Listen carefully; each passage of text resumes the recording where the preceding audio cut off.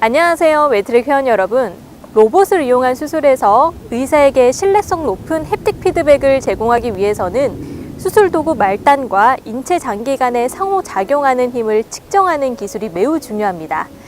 지금까지 힘 센서를 부착하지 않고 관측기를 이용해서 힘을 추정하는 연구가 진행되어 오고 있는데요. 오늘 인터뷰에서 만나보실 분은 보다 안정적이고 시각적이며 의료용 훈련 시뮬레이션을 연구 개발하시는 이두용 교수님이십니다. 그럼 지금부터 교수님을 직접 만나 뵙고 자세한 이야기 들어보도록 하겠습니다. 교수님 안녕하세요. 안녕하세요. 네, 반갑습니다. 교수님, 지금 교수님께서 하고 계시는 주요 연구와 간단한 소개 좀 부탁드릴게요. 네, 저희 연구실에서 이제 지금 현재 주로 하고 있는 주요 연구를 보게 되면은 의료용 시뮬레이션을 연구를 하는데요.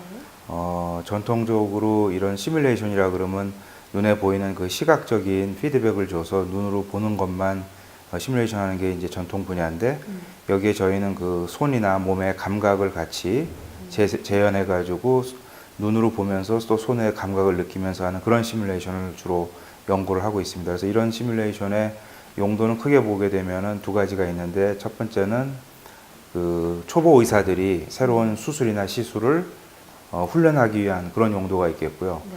그다음에는 이제 경험이 많은 그 아주 중견 의사라 할지라도 그 환자의 수술이나 시술은 다 그 환자마다 다르기 때문에 그런 수술이나 시술을 이런 시뮬레이션을 이용해 가지고 평가하고 또 이렇게 검증해 봄으로 해 가지고 그 수술을 더 완벽하게 계획할 수 있는 그런 계획용 용도가 있을 수 있습니다. 그래서 이런 것들을 주로 연구를 하고 있고요. 또 사실은 그 이거 못지않게 또 중요하게 하고 있는 연구 분야가 그 로봇 기술을 적용해서 의료기기, 특히 의료용 로봇이라든지 아니면 로봇과 같은 형태를 가진 카테터는 이제 혈관 속에다가 집어넣는 가느다란 그 관을 말하거든요. 그런 것을 넣어서 하는 시술이 굉장히 많은데요. 그런 그 로봇 기술이 적용된 카테터를 개발하는 연구, 이런 연구들을 같이 병행해서 하고 있습니다. 예. 교수님께서 연구하시는 고품질 영상, 햅틱 렌더링 방법에 대해서 좀 궁금한데요. 좀 자세하게 설명 부탁드릴게요. 시뮬레이션 분야가 주로 그 눈으로 보는 시뮬레이션, 이런 연구들이 주로 일을 해왔습니다. 이런 연구는 사실은 역사가 굉장히 깊어서 50여 년 이상의 역사를 갖고 있고요. 그래서 시뮬레이션 하면은 사람들이 다 화면을 보기만 하고 하는 것을 이렇게 보통 생각을 하는데, 여기에 어떤 장치를 만들어서 손이나 몸에 그 시뮬레이션에 연동되어 있는 그 어떤 감각, 몸의 감각을 충실하게 재현하는 그런 시뮬레이션이 그 근래에 많이 연구되고 있는데요.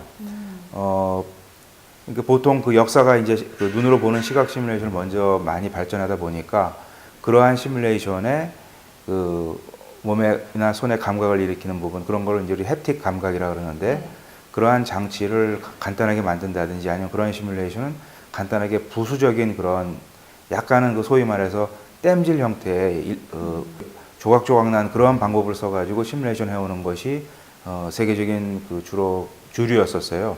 근데 이제 그런 시뮬레이션은 한계가 있고 그 현실감 이런 거 재현하는데도 굉장히 문제가 많기 때문에 저희는 그렇게 하지 않고 아주 원천부터 그 기초 그 시뮬레이션의 모든 원천이 되는 그 모델을 개발할 때부터 그 모델이 그 시각적인 어떤 이렇게 물체가 변형되는다든지 물체가 움직이는 그런 걸 보여주는 것뿐만 아니라 손의 햅틱 감각을 만들어내기 위해서 어떻게 되는가 하는 그런 모델을 같이 원천적으로 개발하는 연구를 하는데, 이것이 굉장히 중요한 이유가 뭐냐면은 사람은 그 감각기관의 어떤 사람의 그 본연의 어떤 특성 때문에 눈에 보여지는 그 눈 영상은 보통 30Hz라고 그러죠. 1초당 한 프레임 30Hz로 이렇게 업데이트, 갱신이 되게 되면은 마치 실제 움직이는 것처럼 우리가 영화를 보는 것처럼 이렇게 보이게 되지만, 손이나 몸의 그 감각을 느끼는 거는 300Hz에서 1kHz로 갱신이 돼야 됩니다.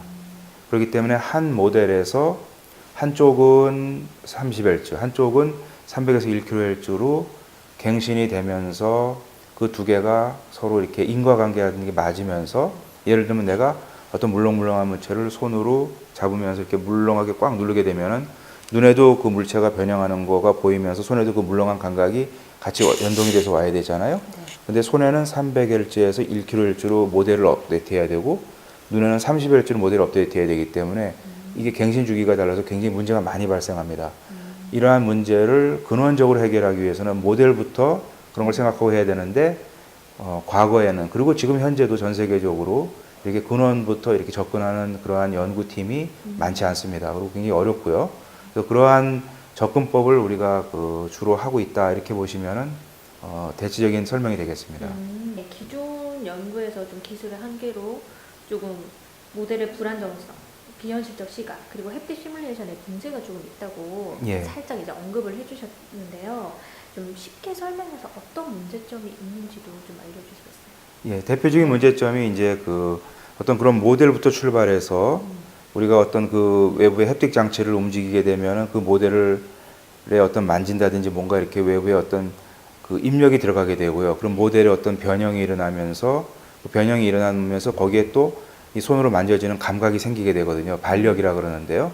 그러면 이제 그 결과를 화면에서 눈에다가는 그 모델이 막 움직이는 실제로 뭐 인체 장기가 움직인다든지 장기가 절개된다든지 하는 모습을 눈으로 보여줘야 되겠고요.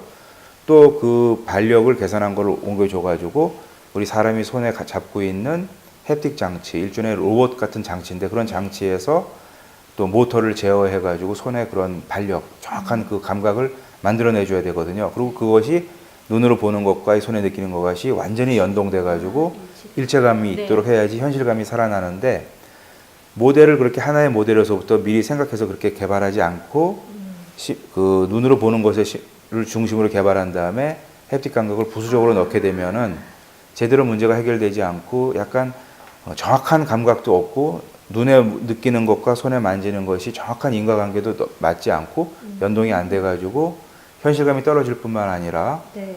그다음에 우리가 안정성이 깨진다고 하는데요. 이 햅틱 장치는 눈으로 보는 장치와 다르게 우리가 화면에서 나오는 그림을 그냥 눈으로 보기만 하잖아요. 그래서 일방적으로 출력만 되는 출력 장치입니다. 그런데 햅틱 장치라 그래서 우리 손에 이렇게 닿아 있는 장치는 어떨 때는 사람이 이렇게 움직이면 그게 그대로 움직여져야 되고 그 움직인 그 입력이 컴퓨터 안에 모델에 전달이 돼야 되고요. 그것에 의해서 계산이 돼서 반력이 나오면은 그 장치가 다시 제 손을 밀어줘 가지고 제가 어떤 반력을 느껴야 되기 때문에 그 장치, 햅틱 장치는 입력과 출력이 동시에 일어나는 장치입니다. 그래서 이 사람과 그 장치 사이에 에너지가 주고받고 하는 이런 관계가 있는데 이 관계에서 다양한 이유에 의해서 불안정성이 발생합니다. 그렇게 되면 이 장치가 부르르 떨린다든지 장치가 이렇게 쾅 보통 우리가 크래시된다 해서 작동을 안 한다든지 이렇게 문제점이 생기게 돼요.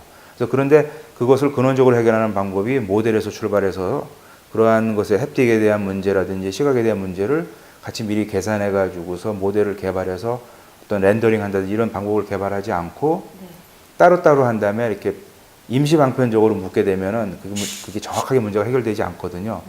근데 그렇게 정확하게 접근하는 그러한 연구팀이 세계적으로 봐도 많지 않습니다. 그것이 현재 이 분야의 가장 큰 문제점이라 할 수 있습니다.